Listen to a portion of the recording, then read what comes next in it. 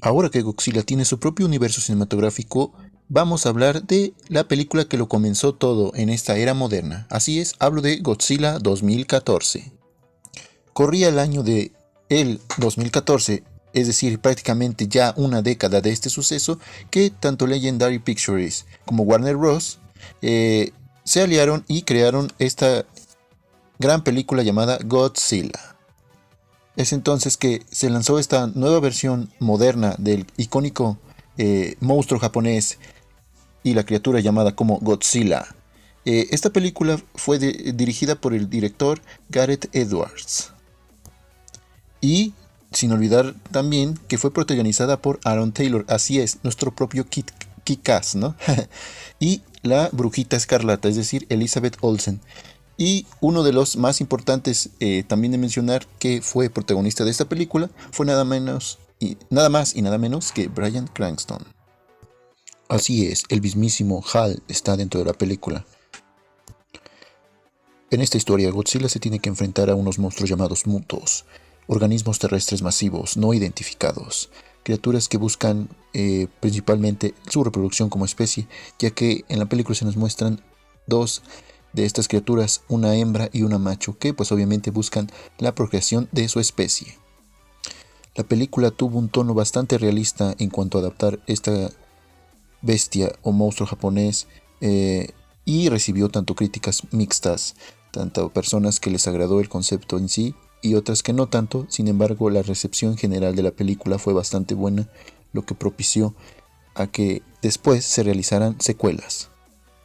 En taquilla a nivel mundial, la película en ese entonces reunió una cantidad significativa, llegando aproximadamente a los 529 millones de dólares estadounidenses para su pues recepción mundial, dando origen a que ayudara y sentara las bases de lo que vendría siendo el universo cinematográfico de monstruos o el Monsterverse, como le conocen los fans de Godzilla y todo aquel que está involucrado con este.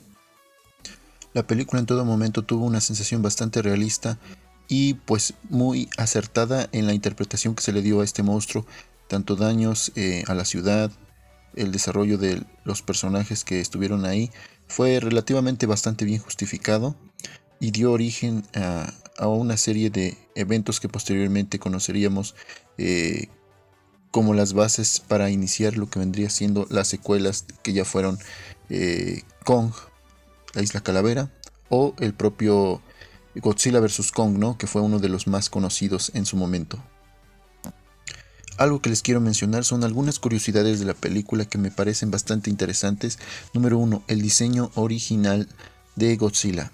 Es decir, tomaron lo que ya se tenía del concepto japonés y lo que hicieron fue implementar diseños más realistas para darle un aspecto más icónico.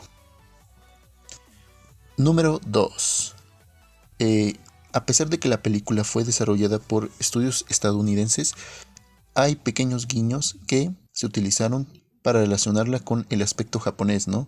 Desde algunos actores principales que salieron en la película y el propio nombre que se le da en la película por parte de uno de los científicos, Serizawa, que lo llama Gojira. Además de múltiples referencias que se dieron en la película de sucesos ya pasados en otras películas anteriores a esta.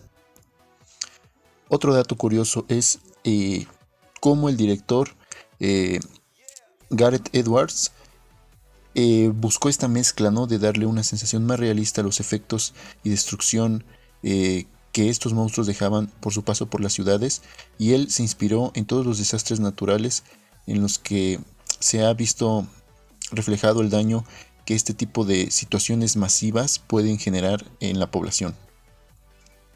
Otro aspecto muy interesante de la película es la actuación de Bryan Cranston, Joy Brody, el padre de nuestro buen Aaron Taylor en la película, pues su actuación llamó mucho la atención por la increíble interpretación que dio a su papel de este tanto padre científico e investigador, de dar respuestas a lo que le había pasado en ese momento por haber perdido a su esposa, a su amada, tras todos los eventos que se desarrollan en la película por causa de Godzilla y los mutos. Otro punto importante de la película es que gracias a su gran éxito comercial fue la base perfecta para generar las posteriores secuelas, que vendrían siendo Godzilla King of the Monsters, Kong Isla Calavera y Godzilla vs. Kong, dando origen a lo que vendríamos conociendo actualmente como el Monsterverse. Sin duda este universo ha crecido bastante durante esta década ya prácticamente que ha salido, y como ustedes saben y yo lo he platicado en otros videos, esto da origen a otro tipo de sucesos. Apenas también se reveló que va a salir una serie, Monarch Legacy of Monsters, donde estaremos viendo todo lo que ya les platiqué desde de manera cronológica, todos los eventos, consecuencias que estos monstruos causaron en la sociedad y cómo la humanidad tiene que enfrentarse a ellos. Por otra parte tenemos pues ya el teaser también, además de Godzilla New Empire, donde se habla de que estaremos viendo una alianza entre Godzilla y Kong para enfrentar a otros enemigos. Otros dicen que se va a revelar un enemigo nunca antes vistos, otros que tiene que ver con un ancestro de Godzilla. La verdad, eso lo veremos en su momento, pero gracias a esta película del año 2014 es que todo esto se ha visto posible. Y bueno, por otra parte, hablando ya de Godzilla en general, también tenemos en estos días el estreno de la película de Godzilla Minus One, una adaptación muy aparte de este universo cinematográfico, pero que también aporta dentro del lore de Godzilla.